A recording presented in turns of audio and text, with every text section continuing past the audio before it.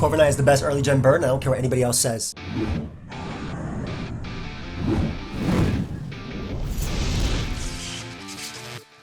Yo, what's up guys? You got pokeaimMD here. Today we're going to be talking about why Corviknight is the best early gen bird in period.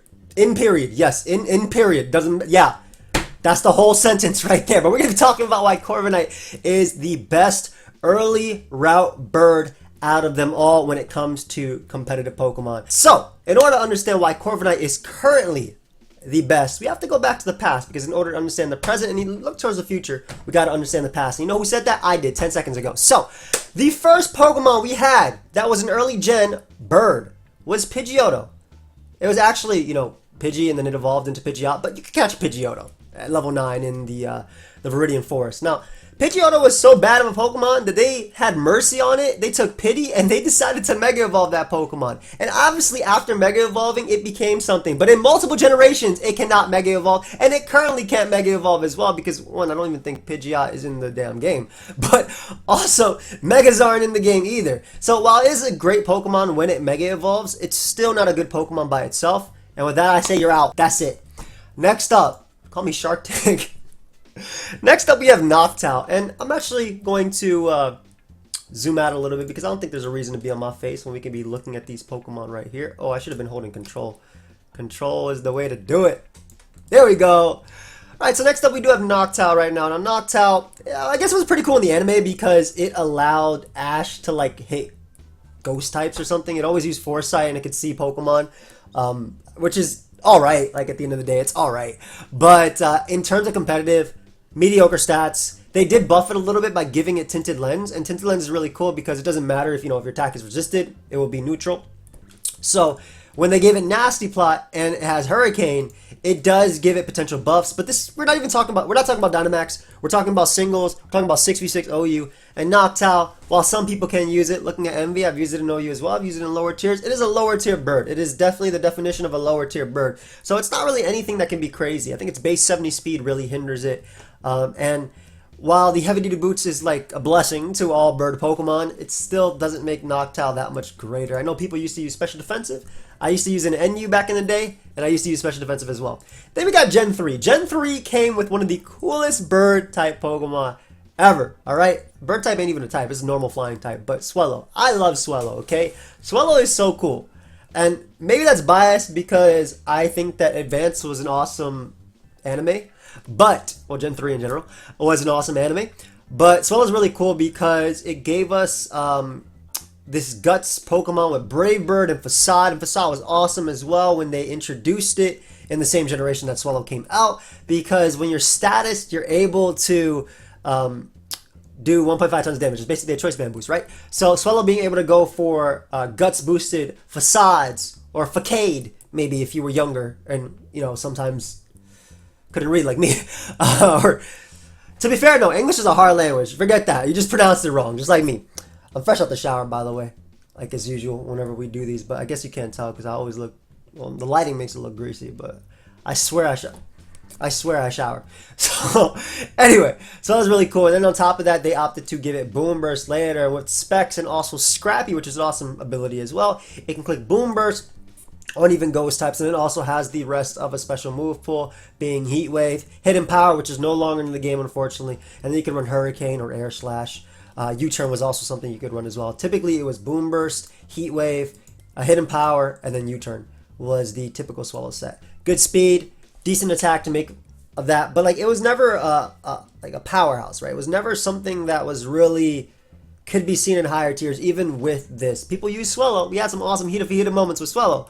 But it was never really anything that stood out. Then we got Staraptor. Now, thus far, Staraptor would have to be the best bird. Why? Because they gave this bird something that no other bird got. Alright, before. No of the other three birds, none of them got.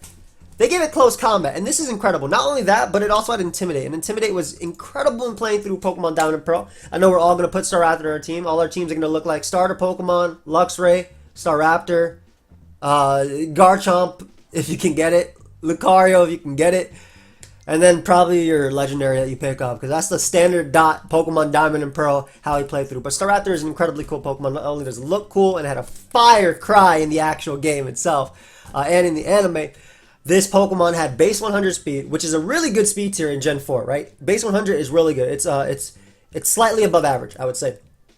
And then, or it's around the average, and then a slight above average would be anything like Starmie and things like that, and Infernape and stuff like that. But base 100 really good. Base 120 attack, so far it was also the strongest of all the birds we had seen as well, not counting Guts. And it had amazing move pool, because at close combat, Brave Bird, and we are going to get to Corviknight, don't worry, but you guys got to understand this before we can go to Corviknight, so while I'm saying what I'm doing. And then you had like Double Edge, and then you had U-Turn as well, so you get momentum with it, and then it got Reckless as well, so you can use Double Edge and Brave Bird doing even more damage. However, this Pokemon was always deemed a borderline Pokemon, a BL, was not OU, was always deemed too good for whatever UU tier was in, but it was never ever OU. Because with a choice band, this basically got to kill, right? It doesn't matter if you resist it, you're taking too much from Double Edge, you're taking too much. But nowadays, we have Gyarados, or Gap2, for those that don't speak Spanish. But Gyarados, or Galarian Zapdos, is basically Staraptor, but better. And why do I say that? Because while Staraptor's normal flying is really cool, normal is not really the best offensive typing. A lot of resistances, and immunity as well, which is pretty big too. That's why you have, and obviously this is not an early gen bird. I know that. I know. We just got this Pokemon. But Staraptor, not only, if you actually compare the stats, not only was, why are the stats right there? But yeah, let me put Zapdos. Basically, not only is this Pokemon bulkier than that, but it also had stab close combat. So even when Staraptor comes back, we're going to use it, right? But this Pokemon just having stab close combat was a big thing, and it's bulkier all around for the majority as well. So being able to close combat Brave Bird while doing it stronger, and also not caring about Intimidate because of Defiant. So at this point, Staraptor, it's probably always going to be a BL type Pokemon. If it's UU next generation, great. I think it'd be really good during Diamond and Pearl Remix, though. I can't wait to use it. But you can obviously use like some sort of defensive Staraptor with Roost and Heavy Duty Boots, which is something that Zapdos cannot do. But this is basically a Pokemon that's better Staraptor, in a sense. That's basically it. Because it does the exact same thing, stronger, doesn't care about Intimidate. Doesn't care about you defog on me, I will be doing some damage. So, we have that. Now, let us look at the pathetic Pokemon that is Unfezant in Gen 5. Now, no disrespect to Unfezant, but if they gave you Staraptor's move pool, if they gave you close combat, you'd actually be pretty cool. But you also just be Staraptor at that point, right? But I guess the saving grace of Unfezant was that they gave it Super Luck. But up until recently, its second best move was Night Slash. You know how bad you have to be for your second best move to be Night? It's like putting Dark Pulse on your Pokemon. It's so bad. It's not good, right? And I'm not talking about Absol. I'm not talking about Super Luck Absol. I'm not talking about Sniper Drapion or all that stuff. I'm talking about Unfezant. Because previously, all it had was Return, Night Slash, U-Turn, and Roost. That's basically the offensive option. We just got Brave Bird. Return is out of there.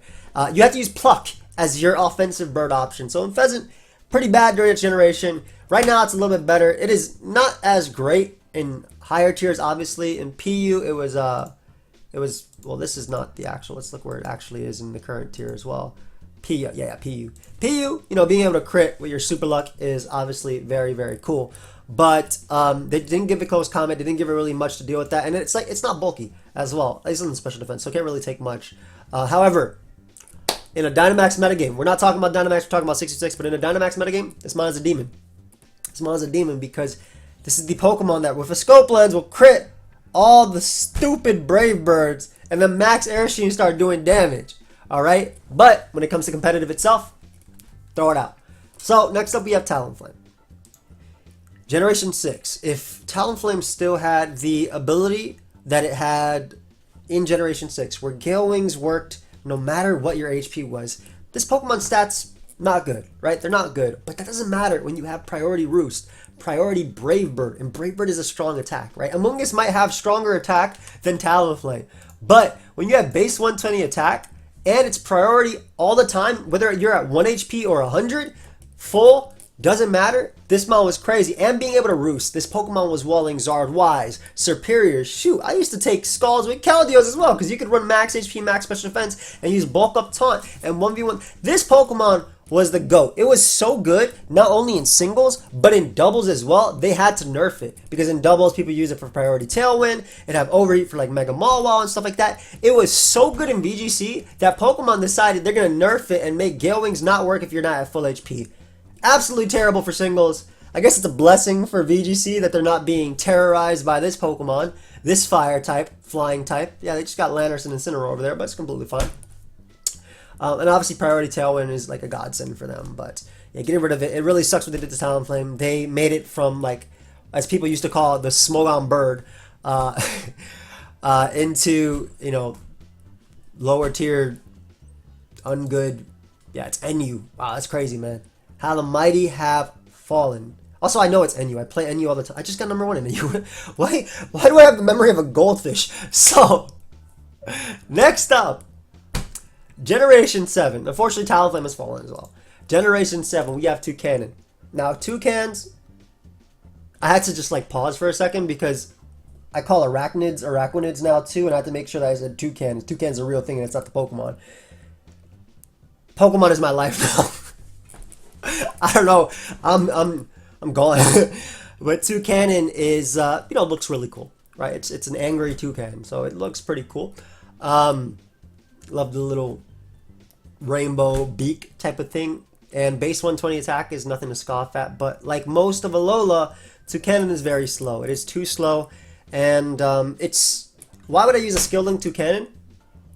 Even though it is stronger, when I can use Cinccino, which is faster. And if you're not bulky, right? And this is something like that a lot of competitive players understand. And maybe you might just understand right now after listening. But a Pokemon's good when it can do a few things.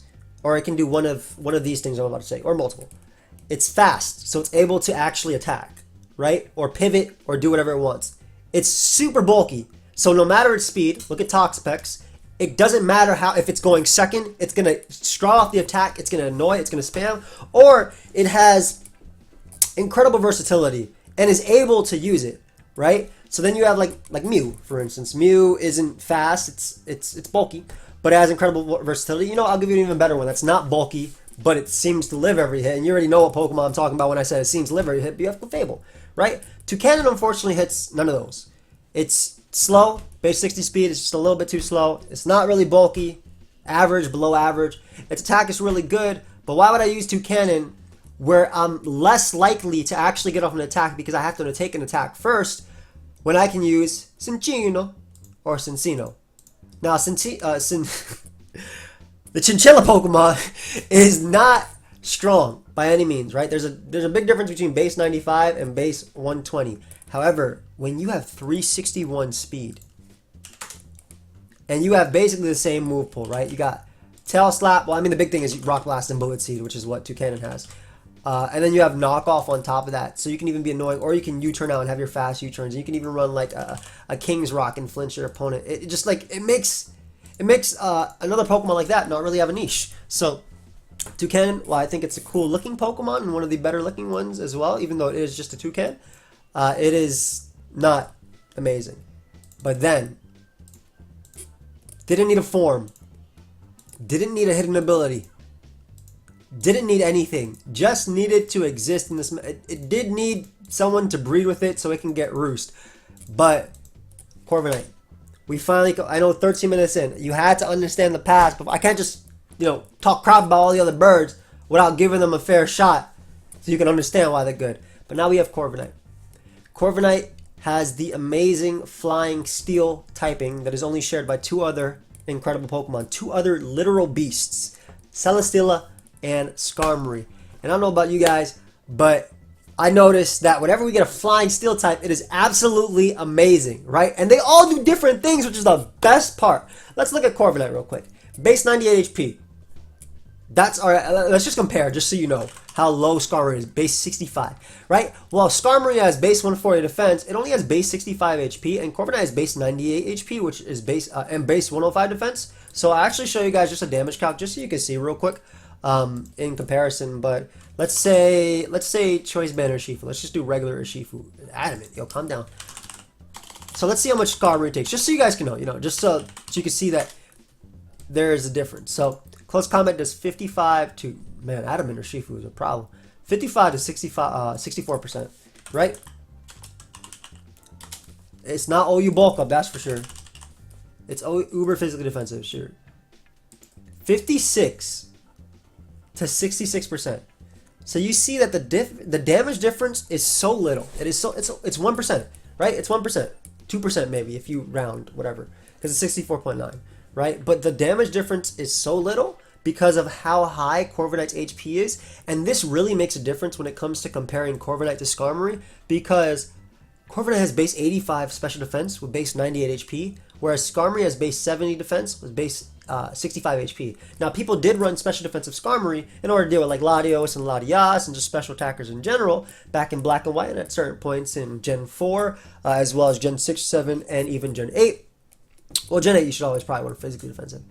Corviknight is just naturally way more bulkier, right? You see that 206, 337. It's with zero investment, it has more HP than Skarmory with max investment, just to show you. But so not only does Corviknight take hits almost as well on the physical side as Skarmory does, but it has the added benefit of being able to take special hits so much better. And they gave Corviknight so much. We're gonna break down Corviknight real quick. And then we'll go through the OU tier and show every Pokemon that Corviknight walls or can beat 1v1. Which is a lot. To be honest, this mon might be able to beat every single Pokemon in its own right. Obviously, you know, Zapdos is an exception. There's a few other Pokemon. I'm exaggerating to an extent. But first thing about Corviknight that we want to talk about. Alright? Obviously, flying and steel type is amazing. So that's the one thing it has over the other 7 bird Pokemon. It cannot be statused by Toxic, which is really big. Especially for a bulky Pokemon like this, not being able to be worn down by Toxic is incredible. So that's already what it has over the others. So I want to talk about what Corviknight's amazing, but I want us to remember that the whole point of this video is it's better than the others. So it's that. It's a pretty big thing when it comes to Corviknight as well. Being part Steel type as well, you're resisting Ice. Well, you're Steel type, so your Flying type is obviously super effective, so it's neutral. So that's a big one. So yeah. You take neutral from Ice types, and that's actually very relevant considering Weavile is an incredible Pokemon that is used in OU, as well as Mamoswine, occasionally. Obviously, Talonflame shares us with that because Talonflame is Fire plus Flying. Pressure.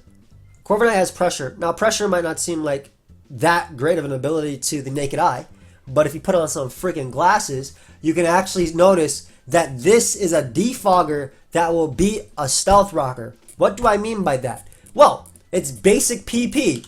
Defog has 24. You can only defog 24 times. Stealth Rock has 32. Can I put Stealth Rock? Thank you. Are you seriously not going to show me that? Okay, fine. Sorry that it's illegal. God, I don't know why I didn't click Bisharp. Stealth Rock has 32 PP. In previous generations, besides Corviknight, you could stall out a Pokemon like Mandibuzz or Landorus from defogging by clicking Stealth Rock again and again because you have 32 PP where they only have 24 defogs. Does not work with Corviknight because every single time you click Stealth Rock versus Corviknight, it's taking an extra PP because of pressure. That's incredible. I'm not really going to talk about Mirror Armor, by the way, because that's more so Dynamax type metagames, but that's also, just to really briefly talk about that, I'm not going to talk a lot, but it's cool. At least the niche in OU would be like if you're special defensive, you can never get Shadow Ball swept by a Dragapult because if they drop your special defense, it would actually bounce back and drop them. It's also pretty cool versus Hatterene. So it was cool in the Dynamax metagame, and it's also cool in obviously doubles and stuff like that too. But we're not talking about that. So this is one thing that Corviknight has over the other birds, and this is one thing that it has over most defoggers as well, that it can actually beat them 1v1. On top of that, Corviknight has U-turn. Now, most birds have U-turn, right? Most of them have U-turn. However, there is another bird, just to compare it to Skarmory. Skarmory, I'm not nicknaming Bisharp Skarmory. Skarmory does not have U-turn. And U-turn is such a huge aspect of why Corviknight's so good, because of its defensive capabilities, because of these amazing stats, right? It is able to beat Pokemon like Excadrill 1v1. Like, it doesn't invalidate them, but it's able to beat Pokemon like Excadrill 1v1. And unlike a lot, in fact, is that all of them? Unlike all of them besides Staraptor, this Pokemon also has fighting coverage, and the others might have fighting, some random fighting move as well. But Body press is a big thing too, but we'll get into that in a second. But U-turn is a huge thing for Corviknight because, as you can see, 98 HP, 105 defense, 85 special defense. It is a tank. It is a tank. And it is able to tank hits and then get the hell out of there and get momentum for the team. So it is such a beautiful mod, and none of the other birds can do this, right? None of the other birds can do this unless you're using like tank Staraptor in monotype, which is something that was using like Gen 6 and 7 with Intimidate and stuff. You're using like mono normal or mono flying depending. So that is something they could do. But that is not, again, currently possible. Pokemon's not even in the game. But yeah, so U-turn is like the biggest thing because it gets so much momentum. So it doesn't matter that you bring out your electric types. It doesn't matter that you bring out your fire types. Corviknight can beat that 1v1. And even going back to pressure real quick, because I was giving the example of pressure, but like being able to stop Toxapex and just come in repeatedly and take PP from a Clefable. Again, being Steel type is so good because you're resistant to Fairy, which is such a big typing, right? It's such an extremely common typing. And being able to take those Moonblasts, being able to take Scalds from Pokemon, and not only just literally taking them, as in shrugging off the damage, but also taking their PP is huge, because if a Pokemon cannot attack, it is useless, right? You've won. You've won if your opponent cannot attack.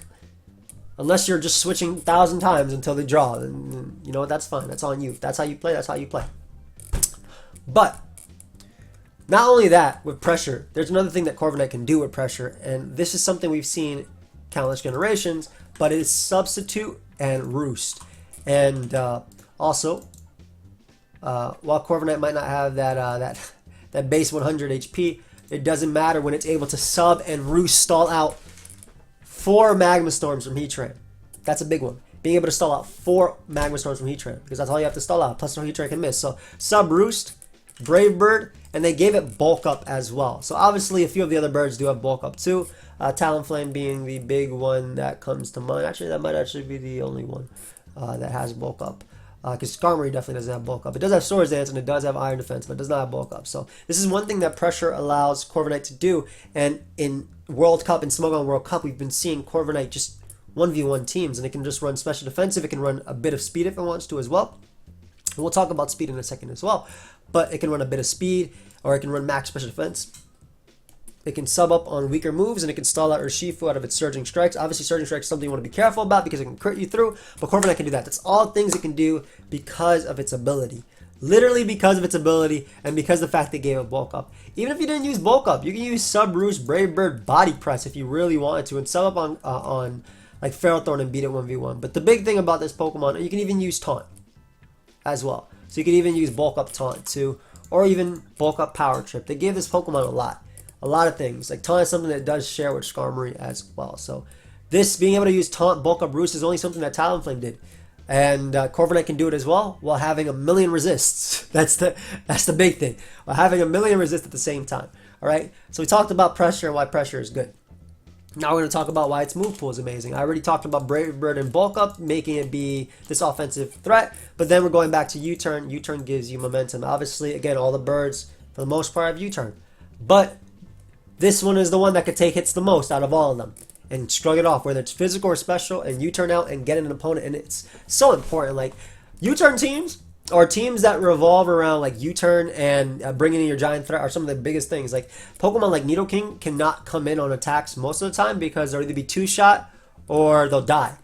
You go Corviknight, you pivot out on Heatran coming in. You go for U-turn as Heatran comes in. You bring out your Nidoking. Now you're in a position to click whatever move you want. Get walled by Slowking, whatever the hell is gonna happen to you. But that's a big thing, right? So we have U-turn. We obviously already have Brave Bird, which is no slouch from base 87 attack, right? And then on top of that, this one, I mean, there's also, well, let me talk about like the lesser used option as well. Iron Head is also an option too if your team is very, very weak to Clefable, like a Calm Mind Clefable. Corviknight can beat it 1v1 by outspeeding it and either flinching with Iron Head or Roost stalling out its attacks. But obviously the big three are U-turn, Brave Bird, and Body Press. And Body Press is such an amazing addition because, like I said, Talonflame would have loved to have Fighting Stab, man. In a metagame where only Heatran and Tyranitar really walled it alongside like Rotom and stuff, where I don't have to use no natural gift berry in order to do something like that, or wear them down with Will-O-Wisp and U-turn out and really play the long game in order for my Pokemon to win, Talonflame would have loved it. But Body Press is crazy because it allows Corviknight, the flying type, to beat Excadrill, to beat Ferrothorn, to beat, shoot, Blissey, which could otherwise stun away and take a little bit from Brave Bird and keep going. To obviously be Heatran, which is a big one too. So Body Press is such an incredible thing because it gives, and Bisharp is another big one. Almost forgot about Bisharp. But Body Press is another big thing because it means that your Defogger, aka Corviknight, can shrug off the hit from Bisharp at +2. That's a big thing about Corviknight too. It has enough, if it's physically defensive, it has enough HP and defense to live a +2 knockoff from a Bisharp after defogging, obviously. So it got +2 because of Defiant, and it can knock it out with Body Press. So that's a really cool thing about Corviknight. So you have those options. It also helps you deal with Kartana a little bit better. You just put on a Rocky Helmet. Most Corviknights either run Rocky Helmet or Leftovers. You might see a random Shed Show option, but I don't think that's the best when it comes to Corviknight, because even though Magnezone is obviously one of the bigger threats when it comes to Corviknight, it is it's basically, you know, you're gonna get knocked off most of the time. Corviknight's the Pokemon that's coming in on, you know, your pivot to something. The Toxapex can knock you off, right? Weavile will knock you off. Rillaboom can knock you off. So that's a great thing as well. So this mon can wall a whole lot of the OU tier, but it will get knocked off. So I don't think Shed Shell is ever worth it. I'd rather, you know, I think it's smarter to get your chip with a Pokemon than everything. So this is something that has over the other Pokemon. Like I said, the only other bird that had a fighting type attack that was used for the most part would be Staraptor. Now, if Swellow and Unfezant got close combat, they'd actually be so much better. I think specifically Unfezant would be like NU type of thing, right? I think Swellow, if it was in the game, I think Swellow would be like RU UU type of thing. Legitimately because of close combat, because it got boosted and everything. But they didn't grace a lot of these birds and the generally starter or the early route starters with it. But Brave Bird is a big thing. Body Press is a big thing. And Corviknight's the type of Pokemon that can literally wall entire teams, except for, like, you know, the random Magnezone and stuff like that too. And obviously it does have the Roost and longevity. And I mentioned Magnezone as well, but something that Corviknight can do besides sub Roost if it's faster, because it can sub Roost technically on that. And I'll get back to Iron Defense in a second. Actually, let's go back to let's go back to Body Press in a second. Another thing they did bless Corviknight with instead of with an addition, excuse me, to bulk up was Iron Defense. And Iron Defense is really cool because it means you will not lose to swords and its extra drill, because you Iron Defense Body Press, right? So one of the sets is actually mono fighting, but it's Roost, Defog on like staller teams. It's usually Roost, Defog, Iron Defense, and Body Press, and this allows you to break through Drill. This allows you to break through Bisharp. Dragonite will not beat you 1v1 because you just get +6 and eventually be out damaging it. SD Garchomp will not beat you 1v1 unless it super crits you. Like, it has to crit you twice, I believe.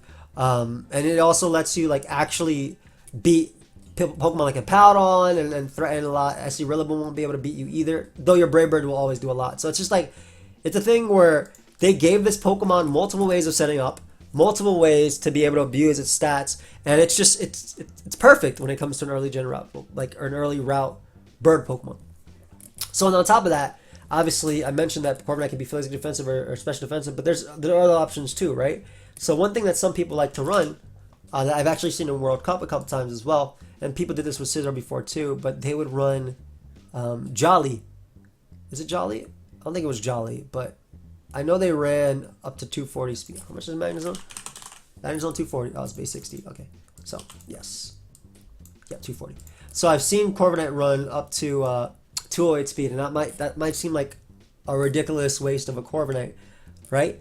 But if your Corviknight is, if the role of your Corviknight on the team is to beat Bisharp, and you're scared, like, if you're deathly scared of Magnezone plus Bisharp, being able to outspeed Magnezone, because Choice Scarf Magnezone is basically non-existent.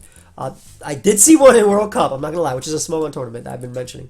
But it gives Corviknight the ability to U-turn on out of there without being feared of being Magnet Pulled. Now it does lower its longevity in terms of what it can do, right? But it means it doesn't have to fear being trapped by Magnezone, so it can be the defogger for your squad. And typically you'd pair this with something that could actually better deal with Weavile and Rillaboom and Tapu Lele. You probably pair it with Slowking as well, because Tapu Lele would be a giant threat if it's Specs, because the Psychics are smashing you with Stealth Rock up. And Corviknight's not the Pokemon. Corviknight's always taking Stealth Rock. It's not a Pokemon that will ever run heavy duty boots, in my opinion, because when you are taking neutral from rocks, in this case, when it comes to Corviknight, it's off the ground from all the other hazards. There's no point. So this is something that Corviknight even is able to do because of its EV spread, while still allowing for some bulk as well. And even Sub Roost can do Sub Roost can do something like this as well, with the bulk up set that I mentioned before, but and still beat and still stall out Magnezone's Thunderbolt, right? Because you sub and then you roost and then you sub and then you roost and then you sub and then you roost and you can stall it out of those Thunderbolts. Because it's not super effective when you lose your flying type and you steal. Obviously, you have to worry about being paralyzed by Thunderbolt in this scenario when you're not in front of you or not behind yourself, but still really good. So Corviknight has the defenses, it has the move pool, it has the ability, and it just has all the tools, right? It has the tools to beat it. And then if you look at the tier, right, there's never been a metagame, like I said, besides Gen 6 Talonflame, where the early Gen Route 1 bird Pokemon could beat almost every single Pokemon in the tier. Again, Talonflame had potential to do this, and it did. And I've done it with Talonflame in Gen 6. I think a lot of people have done it with Gen 6, right? I've beaten Heatrans 1v1 with bulk up Talonflame because they can't touch you, they can't toxic you. You just bulk up, bulk up, bulk up. You're spit up. So even when you roost in the Earth Power, they don't do that much. You just bulk up, roost, roost, roost. They nerfed it. Corviknight has the potential to beat everything. We know it beats Bisharp with Body Press. We know it beats Blissey. We know it stalls out Clefable. And in some scenarios, it can even, if it's Calm Mind Flamethrower or Calm Mind Thunder, if it's Ironhead, it can even like flinch it 1v1. Dragapult. How many times have you ever pivoted your Corviknight to a Dragapult? Dragonite, Excadrill, Fogs on Ferrothorn, can beat Garchomp, can beat Lucha. Heatran is obviously one of the exceptions, but it doesn't like to come in and take that 40% from Body Press like that. That damage on Heatran is so important that it puts it in range of 2 Shadow Balls from Specs Dragon Ball after SR, and Corviknight plus Dragapult is like, they go hand in hand, because what is Dragapult weak to? Dragapult's weak to Weavile. What does Corviknight do? Checks Weavile, right? Hippowdon, if it's Toxic Earthquake, it will lose to Corviknight. Whether it is PP or 1v1, if it's bulk up, it'll beat it, but if it's also like just a standard default Corviknight, you bring it every single time Hippowdon rocks, you're taking 2 PP every single time.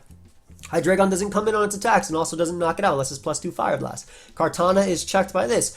Now, Kyurem is one of the exceptions as well, because special defensive Corviknight can take 2 Ice Beams, but if Stealth Rock are up, it cannot. It cannot. So, Kyurem's broken. Landorus, 1v1. If it's sub bulk up Landorus, Corviknight would just U-turn out into Specs Dragonfall anyway, or Weavile, or whatever. That's what Corviknight is, the ultimate Pokemon, because it is the ultimate pivot. It's like using a teleport Slowbro, right? You bring it in to take a hit, and then you get the hell on out of there and bring your friends. Obviously, Slowbro has the benefit of Regenerator. Magnezone, I've already mentioned how there are ways that it can play around Magnezone, but obviously Magnezone is something that can beat you 1v1. Mandibuzz can't do crap unless it's taunt, and that just U-turn out. It's literally a switch into Melmetal. If the Nidoking is not running Thunderbolt or Flamethrower, it will beat it 1v1. Pelipper, it just pivots on. Obviously, that's a Regieleki. What do you want me to say? It is a Regieleki. I'm so sorry. It is literally there to beat Rillaboom 1v1. If the Skarmory is Spikes, Roost, Toxic, Body Press, it will beat it 1v1. But otherwise, if it's Iron Defense versus Iron Defense, just get the hell in there. Why are you guys even doing that battle 1v1? Bros and Kings all get U-turned on. Swampert, again, the whole entire thing about stalling out the stats. Finny's another one that like you can even beat like Calm Mind variants by just spamming Brave Bird before, like if you need just some damage for anything else. Obviously, Coco's a Pokemon, but if you defog Coco's, all of them are Pokemon. If you defog Coco's Electric Terrain, can't even knock you out with Thunderbolt, and you can just roost it off.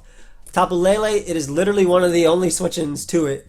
And even then, though, Lele does have Specs Thunderbolt, so, you know, it's always dependent. But Corviknight is typically paired with a Slowbro or Slowking. Well, Slowking or Slowking Galar, or Galar, that are more defensive builds. So you actually have multiple pivots into there. Torn, obviously, unless it's Nasty Plot, Heat Wave. Brave Birds do too much from Corviknight, 45%, 50%. A little bit of chip is all you need. Pex gets stalled out. Obviously, they can both do the same thing. They can burn it. But, I mean, how many times... I've done it on the channel as well, but how many times have you actually, like, you know, just came in and just sat on Pex, clicking Scald. It takes Pex like 6 Scalds just to get you down to 1 HP, and you just roost it all off. Obviously, Tyranitar is checked as well. Urshifu is checked. These are checks, right? Because if they're Choice Band, Fire Punch, and Choice Band, Surgeon Strikes, Close Combat, they do a lot. However, if it's Rocky Helmet, you know how much you do. Volcarona, if it's defensive, doesn't knock it out with Flamethrower, and Brave Bird does a million. If it's offensive, it Quiver Dances, Brave Bird can knock it out. Obviously, Zapdos is Electric type, and Zeraora actually does not knock it out. With Plasma Fist, if it's physically defensive, so you can tank the Plasma Fist and U-turn out if you need to. If it's bulk up, it's a different story. But if it's just like heavy duty boots, Volt Switch type of thing, or Toxic type of thing, you just take the hit and pivot out. So like, there has never been an early Route 1 bird that has been able to deal with every single Pokemon some way or another, right? Whether it's and again, you can argue that any Pokemon can U-turn, can beat, or can give you momentum for everything, but no Pokemon does it like Corviknight does. They don't do. No Pokemon does it. Mega Scizor maybe. Mega Scizor in Gen 6 and 7, Gen 7 more so, because it's your. Basically, we used to call it Mega Scizor is the Pokemon that if you want another Pokemon to put in work, you use that.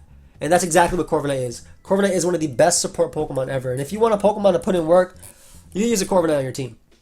If your team is weak to something, you use a Corviknight on your team. Now, that's basically all I have for you guys today. I hope that I at least got to explain decently why Corviknight is a fantastic Pokemon and why it is different than the others. If Talonflame still had its Gale Wings, it would be right up here with Corviknight. But still, no Pokemon, no early gen bird would ever do it defensively like Corviknight does. But no other mon would sleep like Talonflame does. So if Talonflame still has the original Gale Wings. But that's all I have for you guys. I hope you guys all enjoy it. Like I said, leave a like, subscribe if you did enjoy. I'll see you guys next time. Let me know what you want to see me talk about next. And that's it. Goodbye, my friends.